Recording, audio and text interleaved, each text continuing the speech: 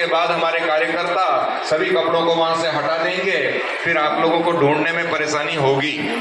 इसीलिए भक्तों से अनुरोध है, स्टेज के पीछे और आसपास आप जहां कहीं कपड़े सुखाए हैं अपने कपड़ों को समेट लें। और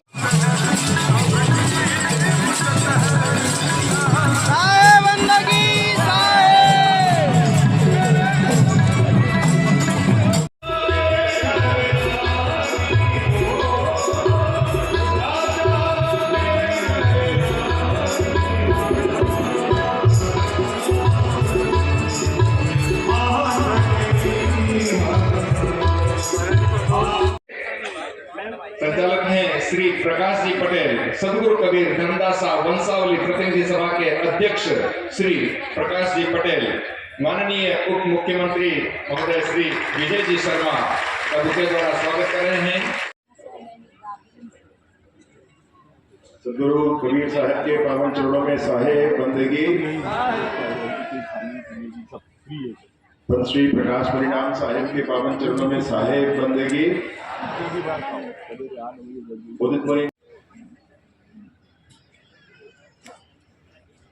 मेरे हृदय मंदिर के आराध्य सदगुरु कबीर साहब के पावन चरण कमलों में कोटि कोटि बंदगी करते हुए पूज्य संत समाज और साहब के नेमी प्रेमी सभी भक्तजनों को सप्रेम साहेब। बहुत ही हर्ष की बात है कि कबीर धर्मनगर दामाखेड़ा की पावन भूमि में विगत 120 वर्षों से संत समागम समारोह माघ मेला का आयोजन संपन्न होते आ रहा है और अभी तत्काल में जो समारोह चल रहा है, संपन्न हो रहा है, यह 120वां पर्व है। का आगमन हुआ है। मैं समस्त कबीर पंथ समाज की ओर से उनका स्वागत करता हूं, अभिनंदन करता हूं। साथ ही हमारे बीच मेरे अनुज विजय शर्मा जी भी उपस्थित हैं, जो कि हमारे प्रदेश के उप मुख्यमंत्री के साथ साथ गृह मंत्री भी हैं, जेल मंत्री भी हैं, पंचायत कार्य मंत्री भी हैं और यहाँ पर आदिवासी वर्ग ही आते हैं। एक तो गोंड आता है, कंवर आता है, बैगा आता है और एक शायद भील आता है, पंडो अबूझ माड़िया। ऐसे मैंने पढ़ा था कि 4 आदिवासी वर्ग ही छत्तीसगढ़ के मूल निवासी हैं। तो छत्तीसगढ़ के मूल निवासी को छत्तीसगढ़ के मुखिया बनने का, मुख्यमंत्री बनने का सौभाग्य मिला। ये वास्तव में छत्तीसगढ़ का सौभाग्य है। और भाइयों बहनों,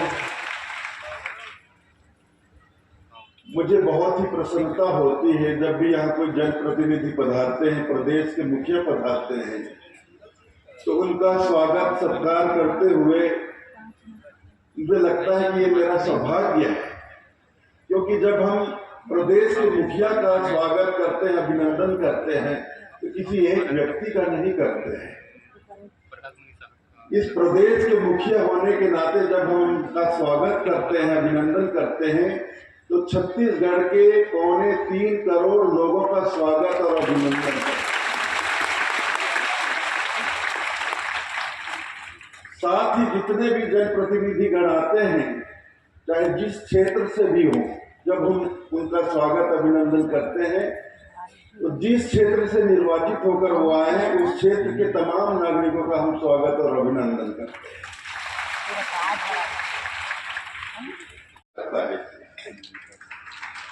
एक तरह से कहिए छत्तीसगढ़ का हिल स्टेशन है, पहाड़ी पर है, ऊंचाई पर है और वहां का वातावरण गर्मियों में भी ठंडी का बना रहता है। वहां बौद्ध मठ भी है, बौद्ध लोग भी निवास करते हैं प्रतिवर्ष वहाँ एक महोत्सव होता है जो राज्य सरकार की ओर से संपन्न होता है। तो उस मैन पाट महोत्सव में आपको जाना है, आज शुभारंभ करना है।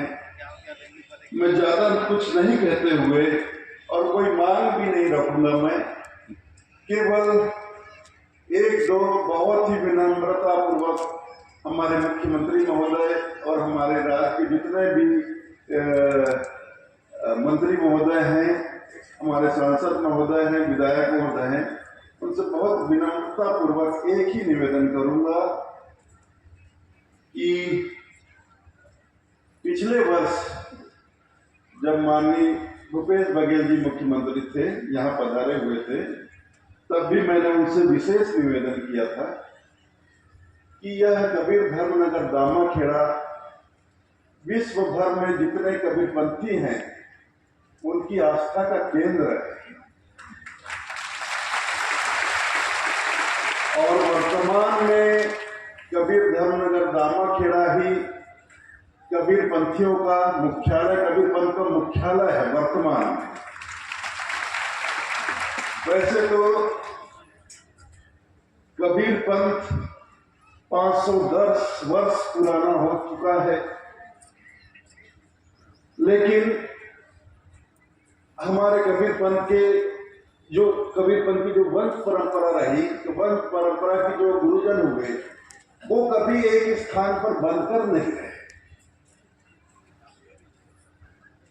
इसलिए सबसे पहले 500 वर्ष पहले सबसे पहली गुरु गद्दी की स्थापना हुई कोरबा के नजदीक उधुरमाल ग्राम में।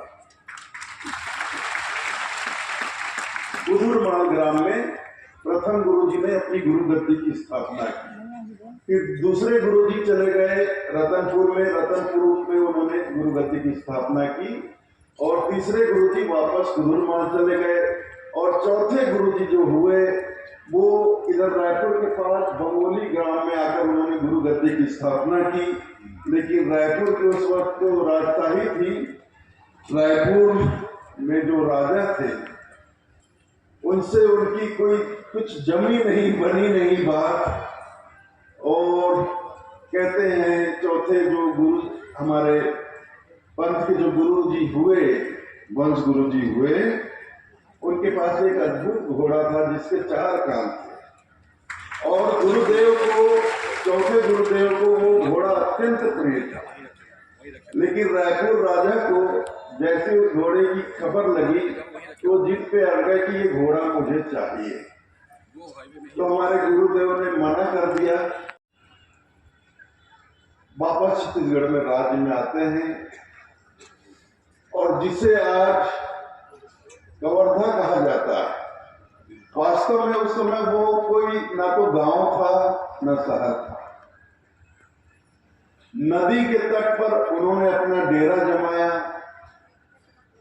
अपने बहुत विघ्न बाधाएं आती हैं, भक्त जो है आसानी से नहीं पहुंच पाते हैं। खास तौर पर परिवार के साथ बाल बच्चों को लेकर यहाँ तक आना बहुत मुश्किल होता है, क्योंकि हमें काफी दूरी पैदल चलकर तय करनी पड़ती है, और वो भी जंगलों में। वैसे तो सभी लोग इस गांव को कबीर धर्मनगर दामाखेड़ा ही बोलते हैं, लेकिन शासकीय दस्तावेज में सिर्फ दामाखेड़ा। और एक बहुत छोटा सा निवेदन और करना चाहूंगा। भूपेश बघेल जी पिछले वर्ष मेले में पधारे थे, तब भी मैंने ये निवेदन किया था कि उनके कार्यकाल में, बघेल जी के कार्यकाल में, हमारे सिंगरा ब्लॉक में बहुत बेतहाशा ढंग से न कोई रीति थी न कोई नीति थी। किसी भी ग्राम में कृषि भूमि पर सघन आबादी के बीच भारी उद्योग की अनुमति दे दी जाती थी। मतलब ये समझिए कि सिंगल ब्लॉक में कम से कम 50 से 60, इस छोटे से ब्लॉक में 50 से 60 भारी उद्योगों को उद्योग लगाने का उनका प्लान था और कोई भी ग्रामवासी इसके लिए तैयार नहीं था। जिस गांव का भी नाम आता था पूरे ग्रामवासी उसका विरोध करते थे। लेकिन उस समय जो अधिकारी थे सिंगा में, पता नहीं क्या होता था वहां, हमें सुनने मिलता था कि अधिकारियों के ऑफिस में मीटिंग नहीं होती, अधिकारियों की व्यवसायियों से मीटिंग, उद्योगपतियों से मीटिंग विश्राम भवन में होती है। तो माननीय मुख्यमंत्री महोदय, मैं बहुत विनम्रता पूर्वक निवेदन करूंगा कि रायपुर के करीब 2 औद्योगिक क्षेत्र हैं। एक आपका उर्ला है और दूसरा सिलतरा है। आप प्रतिदिन हेलीकॉप्टर के माध्यम से हवाई यात्रा करते हैं, आपका भ्रमण होता है। आप बहुत बार हेलीकॉप्टर के माध्यम से आपने ऊपर से उर्ला और सिलतरा औद्योगिक क्षेत्र को देखा होगा। ऊपर से देखने पर ऐसा लगता है कि अभी अभी यहाँ पर किसी ने परमाणु बम गिरा दिया। ये स्थिति हो गई। आसपास के बहुत से गांव उजड़ गए, रहना भी बंद हो गया।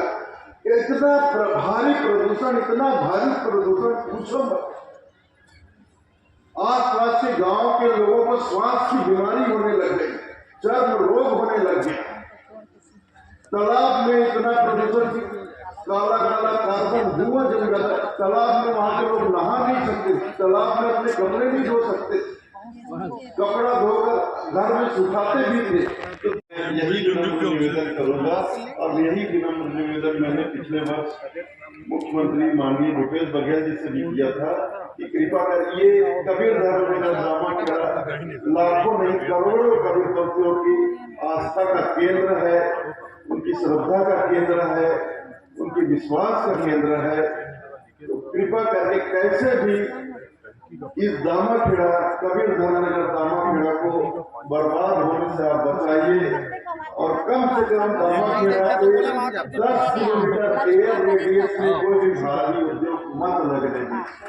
इतनी दया करिए, इतनी कृपा कीजिए। इस तरह से मैंने निवेदन किया था तो माननीय भूपेश बघेल जी ने तब पिछले वर्ष मुख्यमंत्री थे, इसी मन से यही से उन्होंने घोषणा की थी कि दामाखेड़ा के 10 किलोमीटर के एयर रेडियस में कोई भी भारी उद्योग नहीं। लेकिन इसके बावजूद भी आदरणीय मुख्यमंत्री महोदय पता नहीं कैसे अभी कुछ महीने पहले ये बिल्कुल यहाँ से 3 किलोमीटर पे चंदेरी गांव है, वहाँ कार्य शुरू हो गया, सब भारी विरोध हुआ, अभी रुका हुआ है। अभी फिर यहाँ से 7 किलोमीटर दूर कोसरी गांव है, वहाँ फिर ये सब चल रहा है। तो जैसे तैसे किसी भी तरह से कानूनन हो, गैर कानूनन हो, बाजी हो, नाबाजी हो, वैध हो, कैसे भी ये उद्योगपति लोग कृषि भूमि पर सघन आबादी के बीच जहाँ लोग निवास करते हैं वहाँ ये भारी उद्योग बनाने का प्रयास कर रहे हैं। और पता नहीं उद्योगपतियों का इतना क्या प्रभाव होता है अधिकारियों को कि अधिकारी उनके सामने घुटना टेक देते हैं और ग्राम सभा में भरपूर विरोध होने के बाद भी उनको सर्टिफिकेट मिल जाता है, उनको अनुमति मिल जाती है। ये बात मुझे समझ में नहीं आती। मैं यहाँ माफी चाहते हुए कहूँगा मैं किसी की शिकायत करने नहीं कर रहा हुआ, अगर किसी को बुरा लगे तो मैं क्षमा प्रार्थी हूँ, लेकिन ये बहुत बड़ी सच्चाई है माननीय मुख्यमंत्री महोदय। तो मैं पुनः आपसे बहुत ही विनम्रता पूर्वक निवेदन करूंगा और समस्त कबीर पंथ समाज की ओर से निवेदन करूंगा कि दामाखेड़ा ग्राम को बर्बाद होने से बचाइए। और जो पहले मैंने किया था कि दामाखेड़ा ग्राम से 10 किलोमीटर के रेडियस में कोई भी भारी उद्योग को अनुमति मत दीजिए, ये मेरी अर्जी है, आगे आपकी मर्जी है। और मैं ज्यादा आपका समय नहीं लूंगा, आप यहाँ पधारे,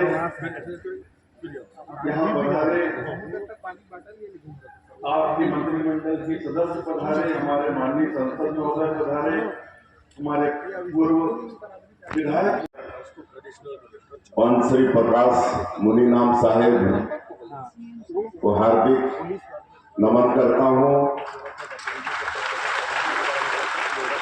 पूज्य श्री उदित मुनि नाम साहेब को मैं प्रणाम करता हूँ और आज का ये पावन अवसर माघ मेला का अवसर और कबीर धर्मनगर दामाखेड़ा में आयोजन और इसका 120वां साल और वैसे पावन मेला में आज हम लोगों का सौभाग्य है कि आप लोगों के बीच में हम सब लोग पधारे हैं। आज हुजूर साहब का आशीर्वाद हम लेने आए हैं और सभी कबीर पंथियों का आशीर्वाद लेने आए हैं ताकि छत्तीसगढ़ की जो 3.25 करोड़ जनता है, जिस विश्वास के साथ मोदी जी की गारंटी पर विश्वास किया, मोदी जी पर विश्वास किया और पिछले विधानसभा चुनाव में ऐतिहासिक विजय दिलाए, इसके लिए भी आप लोगों को धन्यवाद। और आप सब लोगों का आशीर्वाद चाहिए, आप सब लोगों का मार्गदर्शन चाहिए ताकि छत्तीसगढ़ के 3.25 करोड़ लोगों के विश्वास में खरा उतर पाए। और दामाखेड़ा ये धर्म कबीर नगर और हुजूर साहब का लगातार आशीर्वाद हम लोग को मिलता रहा है और सरकार में रहकर कुछ सेवा का भी प्रयास हम लोग बराबर करते रहे हैं। लेकिन आज के इस अवसर में 2 आग्रह आदरणीय हुजूर साहब ने किया है। एक तो ये यहाँ का नाम दामाखेड़ा है और ये इतना पवित्र ये धरती है ये दामाखेड़ा, तो निश्चित रूप से दामाखेड़ा के पहले कबीर धर्मनगर जुड़ेगा तो बहुत अच्छा होगा। तो आज हम इसकी घोषणा करते हैं, आगे चल के दामाखेड़ा का नाम कबीर धर्मनगर दामाखेड़ा होगा, ऐसा सरकारी प्रस्ताव में।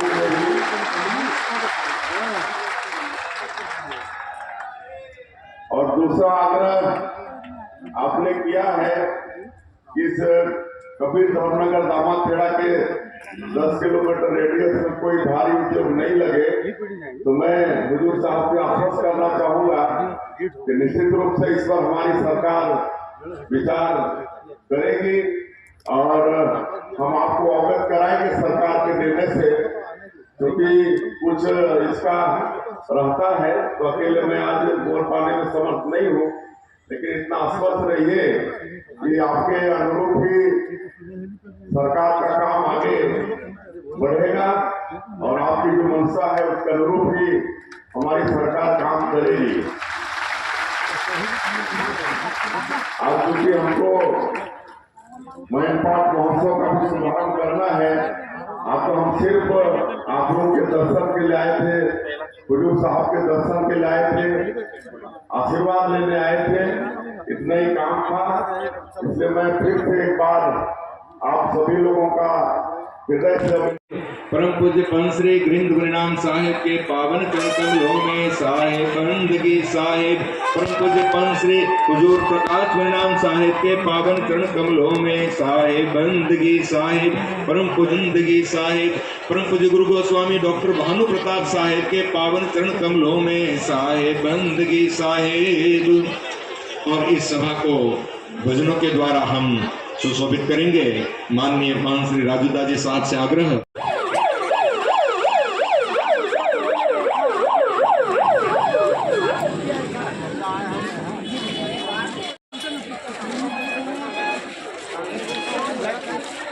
बता दो।